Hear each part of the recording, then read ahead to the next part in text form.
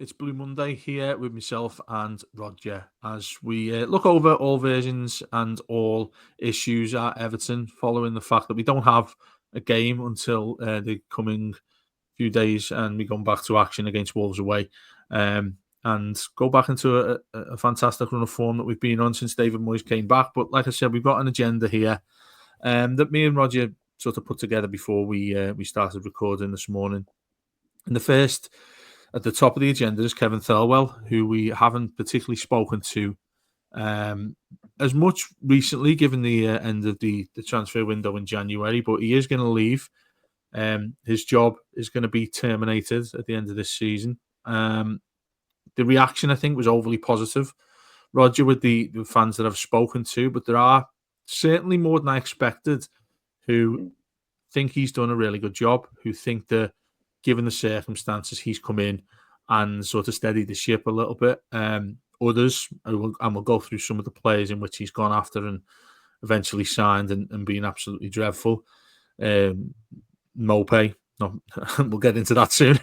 But the first sort of question I want to put towards you is, given that any time anybody gets a job, they're given the instructions and remit of what they have to do in that job. Kevin Thelwell, to our knowledge, didn't join Everton knowing that there was going to be anything different from what he signed up for. And that, to me, creates an issue in that what he has gone and done should always have that as the underlying issue, that he will have known what Everton's problems are, what Everton's financial place is. And just as we start, you sent me the clip from the Everton podcast on BBC Sounds in which he says something that I didn't particularly see, which I think opens up a different light of things. But what's your initial reaction with all this? Yeah, I mean, I wasn't a fan of Thelwell. A lot of people would know that.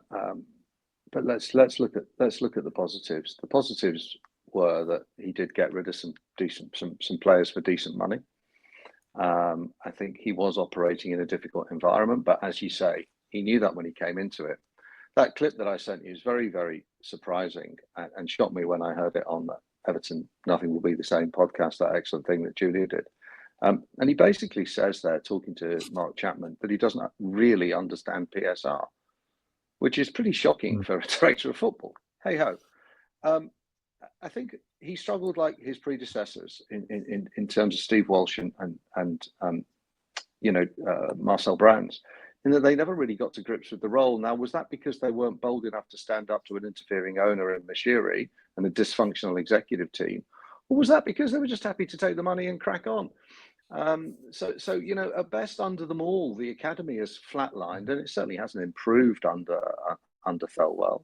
I know he had the most difficult conditions, the lowest amount of money to spend, but there was quite a bit. He became a bit of a propaganda machine at the end with this old school of science and dogs of war with a twist. And what? It's nonsense. It doesn't make sense. And I think there's been a little bit of rewriting of history since he's gone. Yeah. I wish him well. He seems to be respected in the game. Is he the man to take Everton forward under new owners? I don't think he is. And I think that's largely because of those things that I've said. There wasn't really tangible progress with the academy. There wasn't really a style of play. He didn't really do, as a director of football, you're meant to be in charge of all footballing matters. And he kind of sat on his hands whilst Lampard drowned and Sean Dyche, put the club into a tailspin this season. He should really have been doing more, I think. We'll talk about his players. I mean, I've kind of split them into hits, misses and unprovens, and a couple that you may or may not give him in terms of Tarkowski and McNeil. But the best I can come up with, the most positive I can come up with, is a 50% hit rate. And that's not particularly impressive. However much your hands were tied. I think, some of the misses are quite obvious, Dave. Mope, Danjuma. I don't think Jack Harrison, even though he's a man reborn at the moment, can be counted as a hit, and certainly didn't justify coming back for a second season loan. Did Vinagre ever kick a ball? Connor Cody, really? Mope, we've said. Rodger, proven to be injury prone and injured. Bit of a waste of a very limited loan spot. Of course, he's had some hits. There's no doubt. The returning Ghana Gay, has been a great success, and Illiman and Jai, great success. Give him Jimmy Garner as well, and we'll give him Jake O'Brien, because Jake O'Brien's a player reborn. Do we count Onana as a hit? He never really fitted in, but we sold him at a profit, so I suppose it's a hit. Can we give him Tarkowski and McNeil? Did they just come because of Daesh? It's kind of 50-50 hit and miss, because I don't think we can say Alcaraz is a hit yet. He's unproven. He's played 3 or 4 games. He looks good. Mangala likewise injured, and Beto, you have to put Beto in unproven at best, don't you? I know he scored some goals and he's looking good, and but really, and Chimiti again unproven, unlucky with injuries. Lindstrom has to go unproven, and Irabunam unproven. So, I've kind of got like 7 hits, 7 misses there, and a bunch of unprovens. And I don't think that's a great track record, and I don't think that's enough to. He's had 3 years, I think.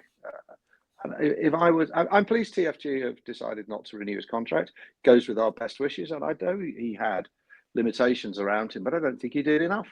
And as I said all along, now Moyes is at the club. I'm happy that he oversees a large part of those footballing matters, and perhaps works with someone who's more of a sporting director, whether that's Davy Weir or whoever.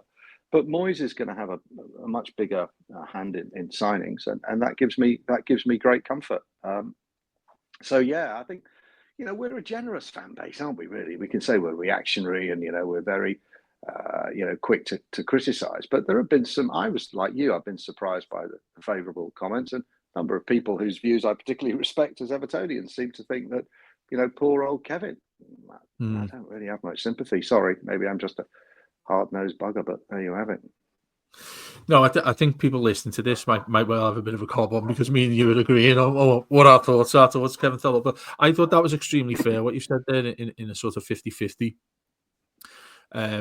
reaction to the way in which he's operated since he's been at the club. I mean, but do we add to it the fact that the mitigating circumstances around him, finance is going to be the main one. The PSR thing's a bit of a joke, like you've mentioned there. But to put that to one side, spend, first of all, we'd presume that he knew Everton's restrictions in terms of spending.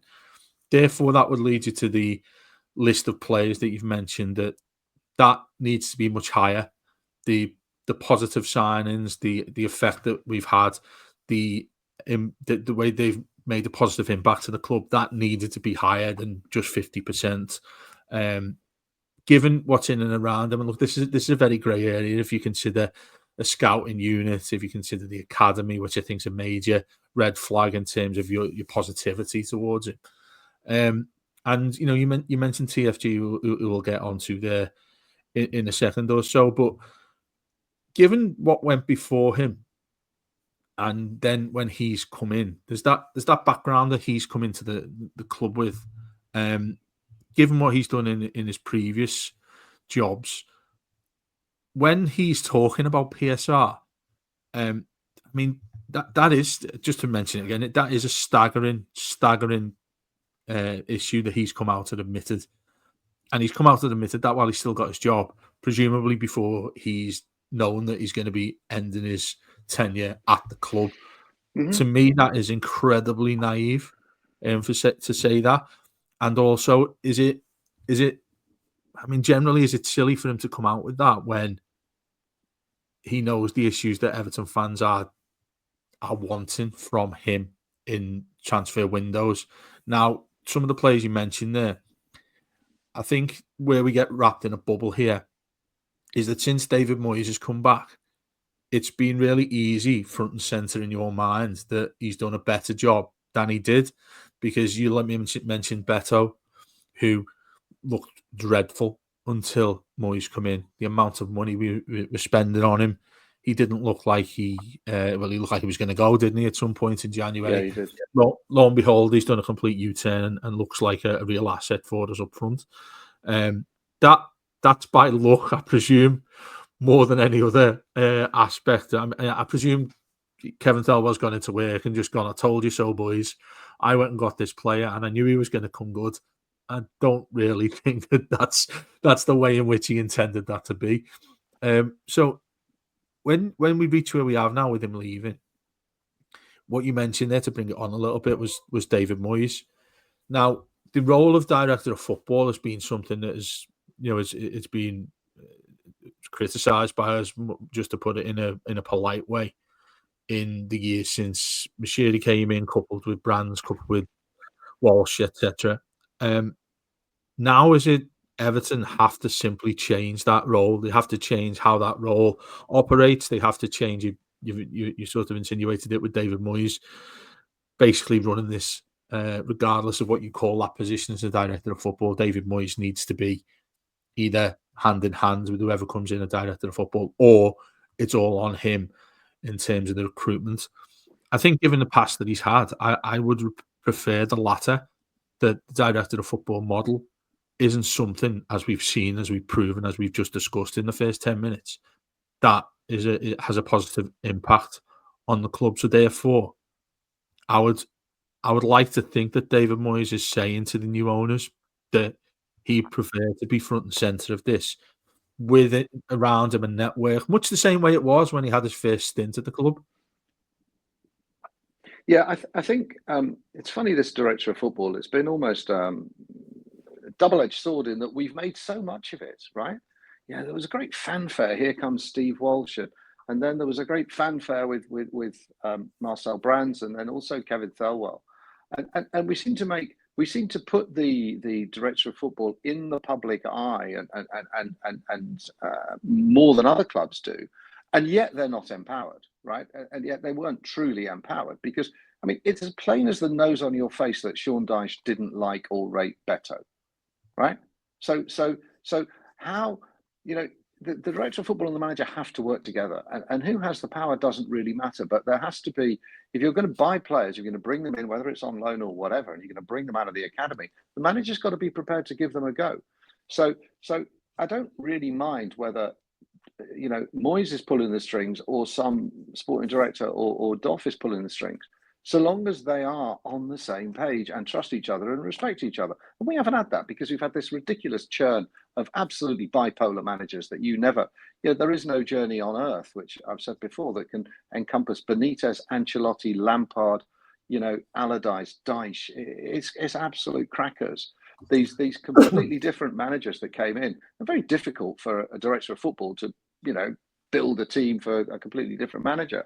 So everyone's got to be on the same page, and I think I think Moyes now brings this stability and continuity, hopefully for a good couple of years, that we can put in place a structure where things will happen, from academy, signings, etc., player development, that we will end up with some sort of uniformity, some sort of togetherness. I mean, if I can pick up on one positive and one negative for Thelwell that we haven't already brought up, Dave. I think the positive is that he did sell players for good money. I think he got good money for players when everyone knew we were a selling club. So ticking the box for that. But I think one of his weaknesses in almost all the players he signed is that they haven't necessarily had the right mentality. They haven't been strong enough characters. And I know this is something that Moyes goes into a great deal of detail with his signings. He wants to know what they're like. Same as Sir Alex Ferguson. He wanted to know what they like, what do they do in their personal life? What's their background, family background, whatever it might be, And I don't think we've paid enough attention to that, because, as we've said sometimes on here, when the goings got tough, we've kind of folded, these conceding goals in a bunch, and whilst Tarkowski is the captain, he's not really a forceful leader on the pitch, and we don't have many who are in the faces of the referees. It's getting a bit better nowadays, but we don't have those characters, and that's something that is very much a part of recruitment, not just skills, not just experience, Premier League experience or international experience. I think we want the right characters. You look at the crowd across the park; they get that right all the time. The players that come in, they're almost instantly brainwashed. They come out with the club party line. Okay, our players kind of do the same with the "It's a great club, back where we belong" nonsense of winning European trophies. But actually, that steeliness, that togetherness on the pitch, that sticking up for each other, we haven't had much of it. I know we had a nice punch up after the derby. That was brilliant. We all love those. But, in other games, away at Brighton, if it's getting tough, or, I don't think he's done enough in character, building that character of a squad of players that stick together and fight for each other. I mean, what you've just said there, it has me thinking that I do have sympathy with him, given that he's had managers who've been completely different characters in themselves. Totally. You Dice to your Lampards, Benitez to your Ancelottis, all of that sort of mixed into one is just it's like pulling a different lottery ball from a hat and saying, oh, we've got him this time, then this is going to be completely different to who we've had last time. So I do have sympathy with him with that. Yeah, it's like going from punk rock to jazz to heavy metal Yeah, and back to hip hop. Well, what kind of exactly. musicians do you want? It's That's it's that's a much difficult. better it's much better reference than what I made. But with the with the model that we've had, and you Yeah, mentioned those across the road, and obviously not many people are going to want to discuss that they've done it in an effective way. But let's face it, the way Liverpool restructured theirs under Klopp, and they had a committee for transfers and whatnot and things like that. I mean, there's several different ways Everton can go about this, and what gets me is the real ignorance the club seem to have had when, let's pick any part from the great book that Lyndon and Steve have written in the Machiri years. When you go from the various ways in which it's changed, has the model itself from Machiri changed anything at all? Basically, is it just a different face on the same issue? And I do feel yeah, like that with many of them. I feel like yeah, Welsh has came in, and at the start of that, there's the blank check. Go and get our effective players. Do what you did at Leicester, and get us going for a Premier League title. That's not the way football works, as we know. What he went and did was crazy in some aspects of it. We don't know or not if Machiri was having a real influence in terms of the players that we signed. That we signed. I certainly think that was the case. As that continued when we got Brands in, and as we know, he was going to Eurabchian and all sorts of different agents. He's basically using it to go to a quote that many people use towards Bill Kenwright, bless him, was that he had the club as a train set. I felt that was the way it become with yeah. Farhad Mashiri as well, all in a different capacity with more money to spend. But looking at different clubs, where to say that word ignorance, you've only got to look across the park to see how it can be done so effectively in quite a relatively quick way to change things up. And you Absolutely. look at Michael Edwards over there, he's celebrated by their fans. The guy who's in now, Richard Hughes, who's over there now as Richard well. Hughes from Bournemouth. Yep, yep. Yeah, they've effectively not stayed with the blinkers on and looked in and around them and thought, you know what, this is the way we're going to go. And that'll be with a CEO, which we'll go mention. We'll talk about shortly on who potentially takes that role and what's going to happen in that regard with TFG. But why is it so difficult for Everton to see that other clubs have succeeded using this in a different way? And I can't fathom why that is so difficult for them to understand. It's all Even about when ego. Thelwell, It's all about ego, even Dave. well, that's it. Even when Thelwell's come in, Hmm. why has he not attempted to change these things up? Has he gone in? I mean, you're absolutely right. I think ego and football are very much hand in hand, aren't they? But when you come to a job that is not working, it's simply not working.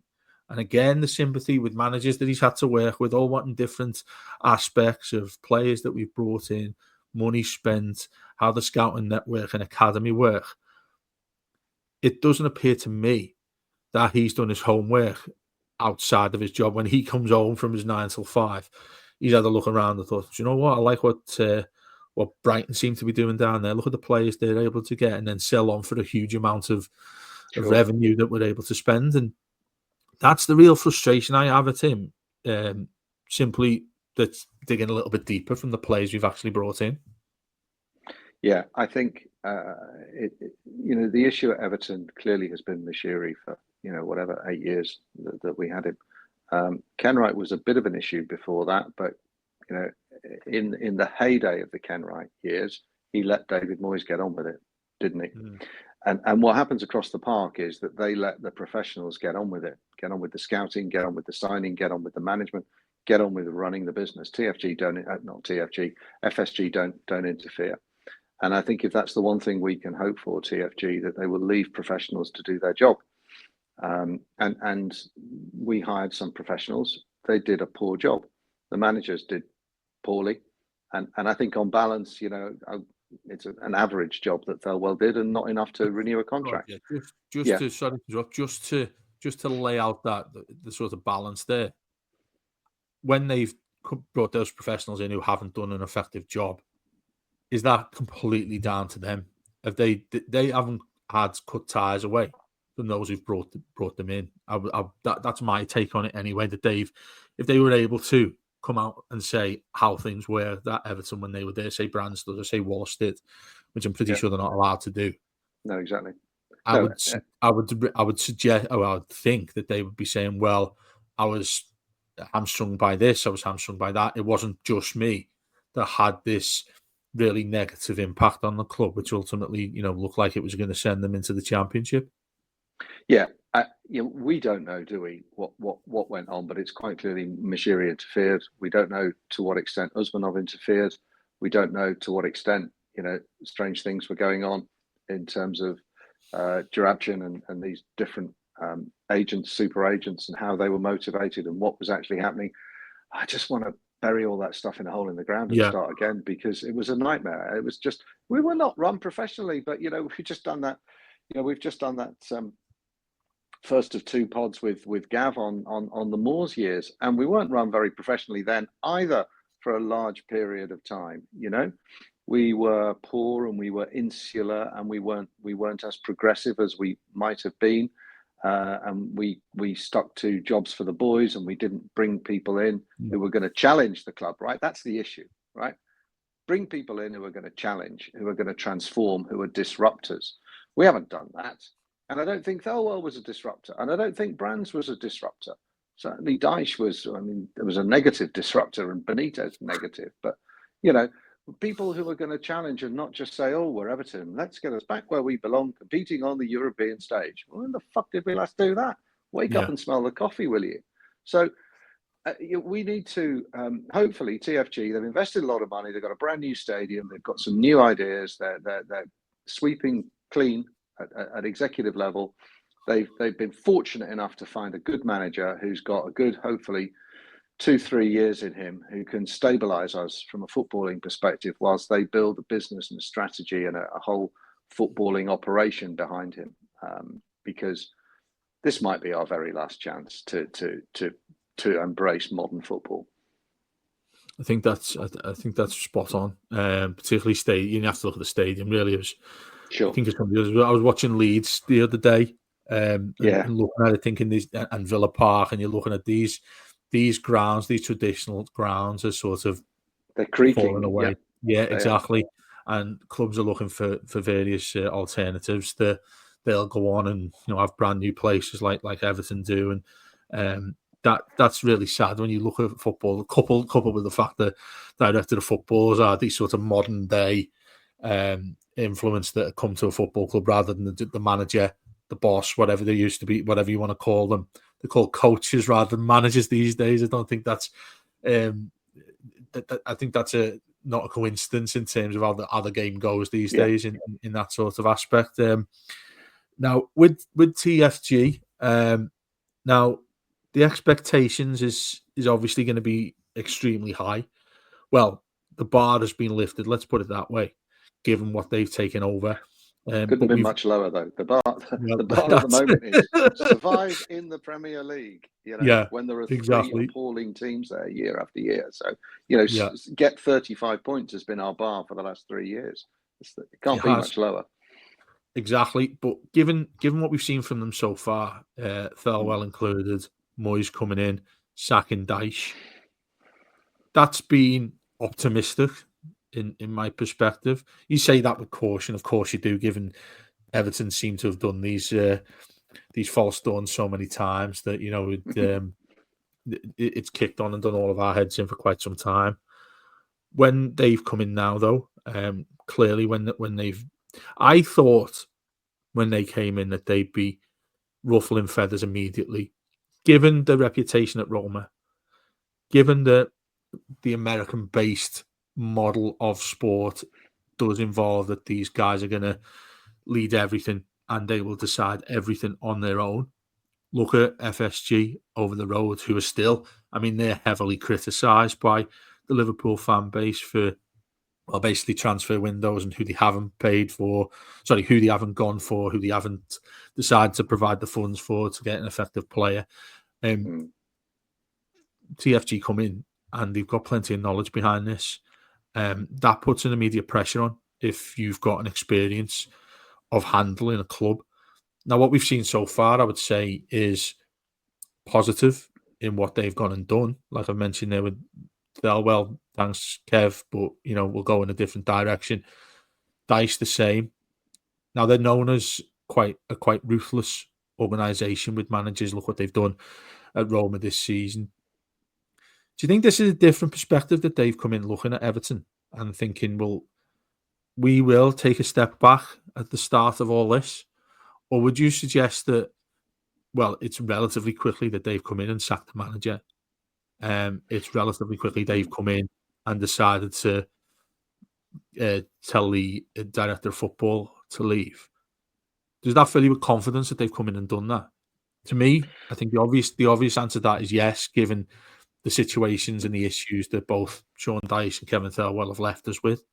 But they seem to get it, I suppose, is the most simplistic way I can put that forward to you about. Yeah, it's difficult, isn't it? Because they have, and we've talked about this before. They haven't really said much. There were a few statements on day one. That's all they've said. And again, we as a fan base have gone, "Oh, that's great. That's just the way they are." Having been screaming for years and years and years for better communication from the club, we've all rolled over and gone, "Oh, it's fine. This is the way TFG do business. They don't tell us shit. They just do things." Okay. And ironically with that, Rodger, Kevin Yeah. Thelwell came out and gave an exclusive, didn't he, at the time as well? That was a please can I have a job? I mean, that was a blatant piece of propaganda. Good on him for trying it, but Yeah. I'm pleased they didn't see through it because I thought it was quite gauche, really. I was wincing when I watched it, to be honest. Yeah, I mean, it's just one of those classic, club PR can't really win because they have to spin things positively. But just how many positives can you take away from that 4-0 defeat, Sean? They used to do those kind of, we were really unlucky to concede the 7th, weren't we? That kind of stuff. But yeah, God bless him. He tried. And I think they've made the right decision. They're now treading a line. Okay, so they're not telling us much. There's not that much communication. I don't think there's been that much fan engagement. I haven't heard a word from them about access and transport towards the new stadium, which is a massive white elephant in the room. And it's not a white elephant, rather, it's an elephant in the room. The stadium is anything but a white elephant. But transport and access is a massive issue that clearly has been swept under the carpet and ignored and sort of been passed around from pillar to post. No one's really owned it. But what I believe they want at Everton Football Club is stability. That's what the club needs. But first and foremost, before they bring that stability in, they have to tear it down. Yeah. And then build stability around a new manager, a new sporting director of football, a new chief executive, a new executive team, a brand new stadium. There's the catalyst for you. So we need stability, yes, but we need revolution before that stability comes in. And I do genuinely mean revolution, because we have to stop being so inward looking. We have to stop being so keen to blame others for the situation we're in. And we have to embrace the opportunity, the potential and the positivity that the new stadium and David Moyes 2.0 can bring. But that will only happen if all of those people who've been in positions of executive power during the Mashiri years disappear. Because they have spun some nonsense to us as fans. They have still put far too much positivity around an absolute shit show and are still kind of justifying their own existence right now. And that's why I think the new chief executive appointment is going to be absolutely critical in bringing about that cultural change that has to happen if we are to. And as we've seen, Nottingham Forest are still third in the Premier League and have a fairly decent chance of getting into the Champions League. They were in a relegation fight with us last season. So these things can happen quickly with astute signings and with genuine togetherness from the top of the club through the management team and the players and everything. It is possible. This is not a 10-year project. It doesn't have to be. But we need revolution, and then we need a sustained period of stability. And stability is only possible if everyone is united behind the goals. And if the resources are in place, training, development, academy, signings, structure, development, marketing, partners, all of these things working together towards the betterment of Everton Football Club, and not just haven't we got a great history and everyone respects us? Well, you don't get points for history and you don't get points for respect. And I'd like to think, given like I said, I feel quite positive about what impact they've had so far, and the fact that it's quite Yes. quiet. They've been quite quiet and measured. It appears the approach they've taken since coming to the club. I think you learn from your mistakes in many ways, and if you talk to certain Roma fans, they would say that they haven't enjoyed their time since they've been owning their club. I think there's a bit of a Yeah, controversial I setup think that so. they've had there. Roma have had a bit of chaos, particularly this season. Stabilised under Ranieri now, hasn't it?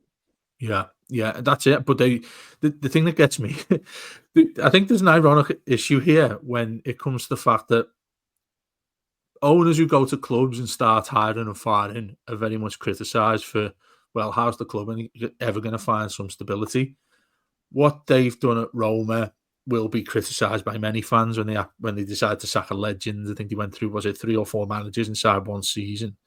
Yep. But that's what Everton need, and I feel that that's why it's something, well, not that we fell upon, because, well, I suppose you can say we did sort of fall upon it, given the 777 issues and all the other various groups who wants to come in and sign the club. We've come across one here that seems to get that things need change quite swiftly, and they've done that so far. And I think the other thing that I want to say, which I think is quite funny, is that they only have to come in and just do the complete opposite to what Farhab's done. And I feel as if you only do that, if you never had a clue how to own or manage a football club, you would come in and think, well, what's the worst that's happened here? Let's just do the opposite. And I think that it's simplicity. I feel as if that and I don't know, it's just a general feeling towards this more than actually any facts that we've learned from them. But it feels to me like they've taken an approach to this in understanding fans. They've done it, like you said, they've not come out with any communication. And I'd like to think it was the type of thing where they put a load of people work for them out on the street and just talk about Everton and see what the fans really feel. That's why I feel encouraged by it. And the Thelwell thing, they've obviously got their own plans in place with this, Rodger. And I feel as if they've given themselves an efficient amount of time to sort this out. That's why I think it was an interesting time that they've done this, because it almost felt to me like January. Do you feel as if that was the last opportunity Kevin Thelwell had to ultimately please them, to ultimately say, do you know what, I am the right man for this job? Or did you think the writing was on the wall anyway? I think the writing was on the wall, Dave, and I think what's happened with Moyes coming in and getting going on this great run of scoring goals and accumulating points. It's given them a real breathing space so that they can. There's no danger of relegation, so they can announce that Thelwell will be leaving at the end of the season. They can press on with the CEO recruitment, which I'd really like to see them done. I'm not happy if this Angus Kinnear, who seems to be reasonably touted as the favourite, if he wants to stay at Leeds till the end of the season. Really? Come in now. Lead the search for a director of football and look at the transfer plans, what have you.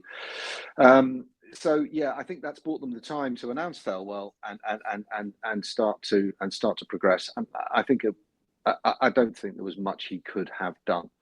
And actually, what's happened since Moyes has come in, obviously Beto's reputation's gone up, O'Brien's reputation's gone up, even Lindstrom and Harrison. But I don't think that's enough to save his job, because I think they've had someone else in line, maybe a different structure in line, in their minds from day one.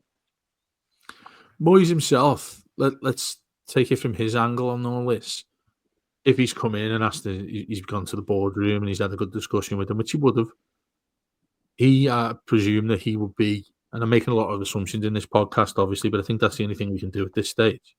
When he's come in, I would imagine that he's had a heavy influence on the direction of football going forward here. I don't think he's the type of guy that would go on in and say he's crap, get rid of him now. But when he's come in and given his ideas, and obviously he's been appointed by TFG based on recommendations in and around the club, I don't think they'll have simply said, oh, do you know what, he did really well with Everton for 12 years. and then look at the pedigree he had, but it just went wrong when he went to Manchester United and so on and so forth. When he's come in, he'll have said, and what I'd say demands is probably too strong of a term, but said that how he'd like to restructure the club, given the years that he's got. Now, I was quite surprised he got longer than just 18 months here. I thought it would be similar to Sean Dyche in terms of you earn Everton staying up, then we'll go from there. That's what it very much felt for me. With Moyes coming back in, I feel as if he'd have negotiated that contract for himself, as opposed to listen what the club approached him with in the first place and said, "Look, we'll see how it goes. You keep us up, and then we'll sit at the table again and see how it's going to go forward." The commitment to Moyes was quite surprising from my point of view, given the issues we've had in the managers gone by. But Moyes will have got back. He's a savvy manager, and I think he's an intelligent one to go in there and have enough of the bottle basically to come up to them and say, "Look, I don't want him," or obviously insinuate it in a very different and more polite way. Then look towards a summer. Look, if I keep this club up here, can you give me this? Can you guarantee me that? Look, what have we got to work with? I would feel that the owners would like that. I think the owners would like that somebody's coming with a fresh idea, which I think is extremely ironic given the fact that David Moyes has never been renowned as that. He's come in, and I'd say more than half of our fan base disliked. That's probably generous in terms of the amount of people that didn't want him back. Yet he's come in and done that. The difference what 2 months can make is extraordinary. And I go back to your point in saying you don't need this talk and this idea of long-term projects. You don't need, well, Everton have got to do this, got to do that in order to come good in a few years' time. Like you say, Forest are the perfect example of that. Academy, which is what I wanted to turn to as well, has been a massive issue for so many years, dating back to Moyes' early days when Rooney, Tony Ibbott, who people laugh at, but Tony Ibbott was an efficient right back for us for many years. Things seem to be working the cogs were turning in the right direction when Moyes was at the club. And when he left, it seemed to be something that in no uncertain terms, it completely was thrown away when Mashiri came in, because the idea is, well, you just go and buy who you want. It doesn't matter who can come up through the academy. You look at the catchment area, that I think we've discussed this before, the catchment area that's at Everton, when you've got three big Northwest clubs there who they can take their pick, or they'd be fighting amongst the three of them on what players they've seen, given the scouts and said, look, come and sign for us. If Everton are in that party, given the situation the club was, they aren't going to be really able to go up to a kid and say, look, we want you to come and play for us, because they're not able to offer more than what United, City and Liverpool are able to do. With Moyes coming back in, I feel there'll be enthusiasm under Leighton Baines, who's obviously involved with the academy, being given the role underneath Moyes. I mean, I think that's going to be crucial. Whilst not disagreeing with you on projects, but we need to invest in that academy and get fresh, influenced by the right way of players who come forward into this side, into this squad. And Everton, and that makes revenue as well, Rodger. I mean, we both know it's relatively simple, isn't it? If Everton bring in Rooney, a Rooney type, you're probably not going to get him because he's a generational player. He's once in a lifetime sort of player that Everton brought through this system. That can't be too difficult, can it? To restructure that in that sort of, everyone plays in the same way, the same style. Again, referring to Liverpool, which I don't apologise for. Actually, it was what Klopp got their academy doing. And you look at the players that I think Slot, and as much as we all laughed at the fact that Plymouth beat them, you look at the amount of their younger players he decided to put in there. He's taken faith into that, regardless of what Liverpool feel about the FA Cup and how serious they take it. There are younger players that many of their fans are lauding about. Where do we have that? We don't have that. We have Harrison, the young lad who's come on a couple of times, but that's about it, really. That means you have to turn to the transfer window. It means you have to turn to loans, regardless of the amount of money you've got, because there's still a limit. Everybody has a limit, with the exception of City and a couple of others. Everybody has a limit in regards to what players and how many players and how much money they have to go and invest. The academy needs to be, I wouldn't go hand in hand, but I'd go to a really positive alternative if you can't get the players in that you want. And Everton's academy and Everton's first team have been light years apart for so long of a time that it's been unfortunate. I was watching when I went to that, lucky enough to go to that first test at Bramley Moor. Those 18-year-old lads come out. And, I felt sorry for them in general because everybody's sitting around not looking at anything on the pitch, funnily enough. They're just looking at everything around them. Isn't this lovely and brand new? And the paint isn't even dry over there and that sort of thing. Yet, in the past, I think with many clubs who've got an academy that's an efficient academy will be thinking, do you know what? Keep your eye on this kid because he's really good. I remember doing that when I was younger. You went and watched and somebody would tell you, oh, do you know what? He's going to be top class for Everton. Again, referring to Rooney, when I think it was Wrexham, he had his first game for us and people looking at him in the under-21s and saying, you just wait and see this lad go. It always happens. It was the type of chat you'd get in the pub, wouldn't it, when you got a lot of older fans who go and watch the under-21s, wherever it was, or the reserves as it used to be, go and watch those games and say, do you know what? Keep your eye on this lad. Everton don't have that. That has been gone for many, many years now. For numerous we had reasons. That false nonsense under Unsworth, didn't we? Sorry to jump in when we were No, doing the you're double. spot on. That's it. I was going to get to him. Yeah. But what was that about? Because none of those players ever made it. And we were signing players to play for the under-21s who were never going to make, we had 24-year-olds playing for the under-21s. That was an ego trip for Unsworth, wasn't it? And didn't provide the development and the pathway for 18, 19, 20-year-olds to play first-team football. And what gets to me with that, and I still think it's there, the reference to Everton or former Everton players, Everton legends in inverted commas, because I don't think we've had many of them in recent years. Look, it's something that's going to be a topic for many, isn't it? When we're seeing the end day at Goodison and who should be stands named after them, and who should have a statue over there, who should be on the wall of fame or whatever it is that it's going to be at the club. Which I think it's going to be really, really good looking, to be honest with you. But when Duncan Ferguson came in, what did he have? 3 tenures he had as an assistant manager, as a caretaker manager? Yeah, caretaker, yeah. Each time, and I still hear it now. I heard it when Dyche was sacked. Give it to Baines. Get Duncan in. People who know the share, people who know Everton. And whilst that hope Leighton Baines goes on to be a fantastic manager and goes on to manage Everton in the way in which he's earned it, which is the most important thing, I feel as if that was too easy to say. Too easy to say, look at Dunk. Dunk gets it. Dunk gets the club. Well, that's all well and good. We all get the club, but can we all go in there, put 11 lads out on the pitch and they're going to go and achieve results and keep Everton in the Premier League? Absolutely not. And I feel as if that always is close to people's minds. And you think about that looking to the academy, which is, did we have Franny Jeffers was there, wasn't he, at some point? And it Jose seemed to Baxter be got a gig as well, didn't he? Sorry, say again. Didn't Jose Baxter exactly, get a gig? Baxter, and it just seems to me that it's the easiest way out for a football club to say, do you know what? He'll cover all the blankets there. He'll cover all of the shit we've got because people refer to him as, oh, he knows Everton. He gets Everton. That simply cannot be the case with this academy and the structure in and around that, from kids who come in at 11 or 12 who are given a chance to, go to Finch Farm or whatever it is, however it works these days, all the way up to being a first team player or Everton sell for revenue. Because let's face it, it's probably more of a talking point than if we were discussing players reaching the first team at Everton is actually making money from them.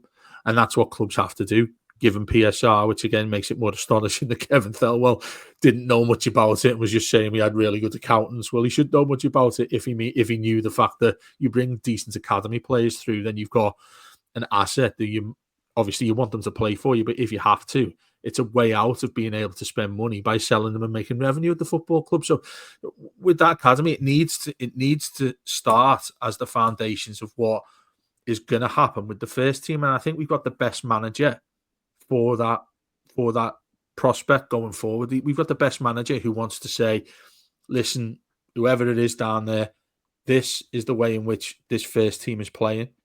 This is how I want our academy, our kids to play. I want them to have this philosophy about Everton, and I want it done quickly and effectively. Not long-term projects, like you said. Oh, it didn't take us a long time to get us playing like that. Since Moyes has come in, how quickly did it happen that he changed Everton compared to what Sean Dyche had Everton playing? Like, it was almost overnight. Look at the run of results. We had that defeat against Aston Villa. That was basically Sean Dyche Everton. After that, it's been completely different. So I think you can implicate that all over the football inside of the club anyway, relatively quickly. And that's something that I hope TFG are looking at in a much important way, as we are talking about here, in how recruitment is going to work with a CEO and with the director of football, which is what is obviously out in the media much more so than academies. It's just as important at that level. Well, it is, and I think academy coaches are more important than first team coaches. That may sound like a Yeah, contradiction, but we need the best coaches. And what we've yeah, tended to do, I know other clubs kind of do as well, but what we've tended to do is, oh, you want a career as a coach, Leighton or Seamus or Franny or whoever.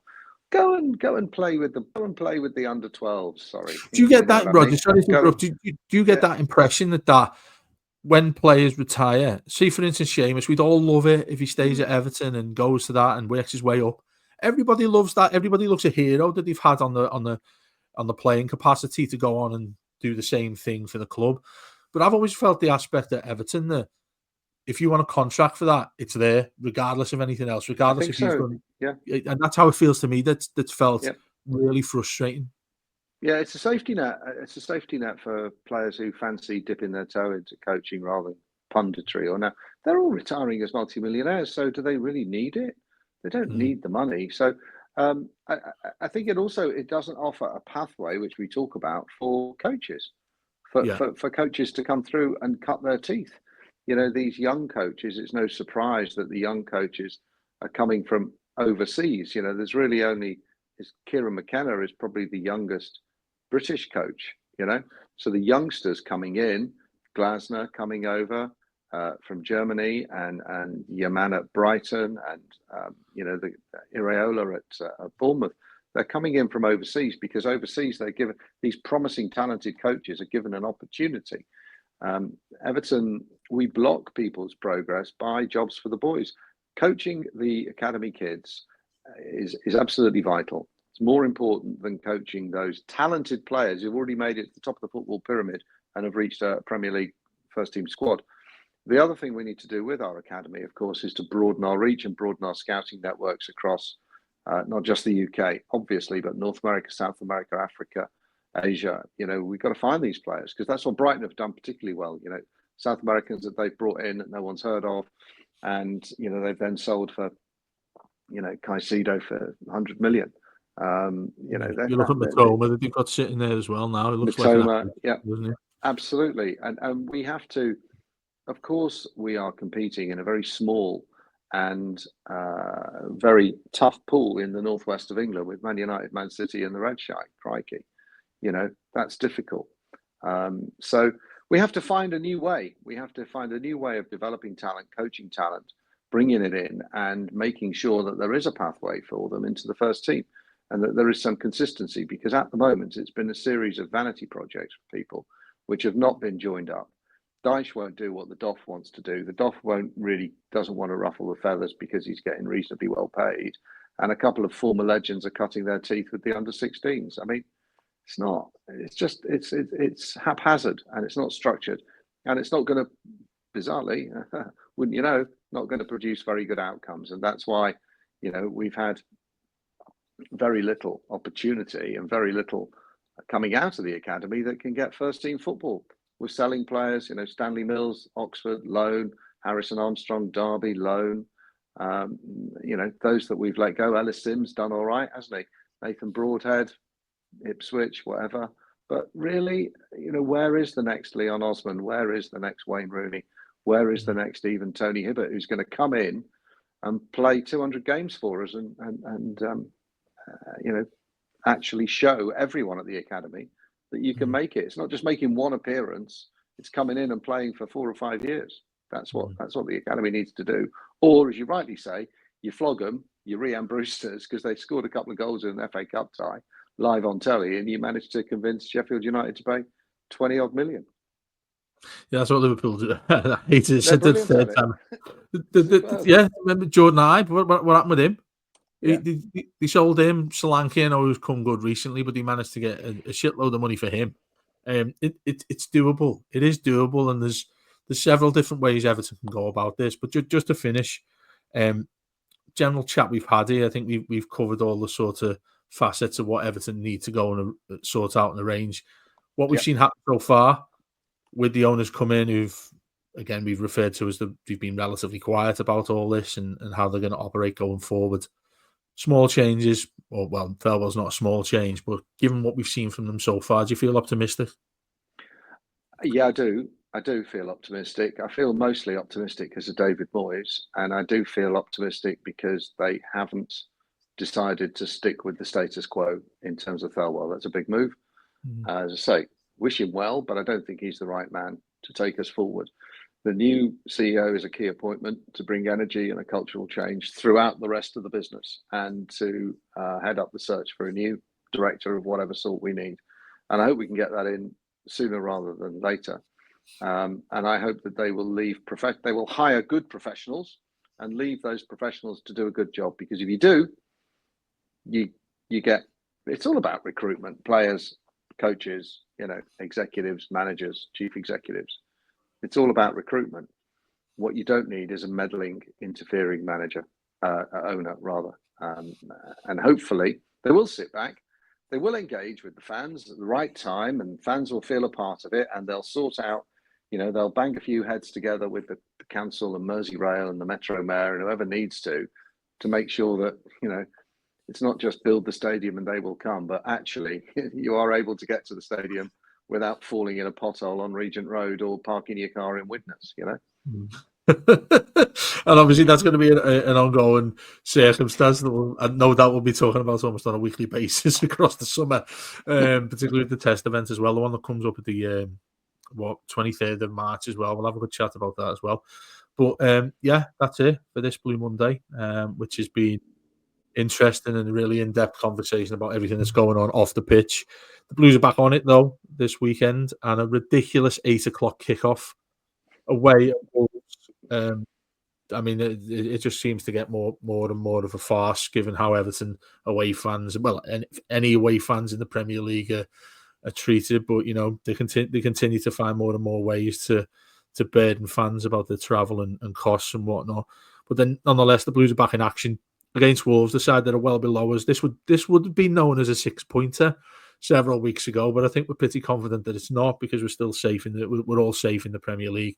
So we'll have our usual weekly schedule going forward. Tomorrow we've got the byline back with Matt and Paddy. I'm pretty sure we'll be looking at the various issues in a different sort of perspective that we've spoken about. And of course, you've got the weekly as well with Warren presenting it, and all the usual fun and games come back with the mailbag that comes at the end of the week with Les. Thanks for listening, everyone. Do leave us a rating and all of that sort of jazz around that. And Rodger will be back with me and Les on Monday to come, where we'll hopefully be talking about 3 points for the Blues away at Wolves. And then who have we got after that, Rodger? We've got West Ham, which is good fun because it's going to be Moyes against his former club that he won a trophy for. So it'll be an interesting discussion in and around that. But thanks for listening, and we'll catch you soon. Up the Toffees.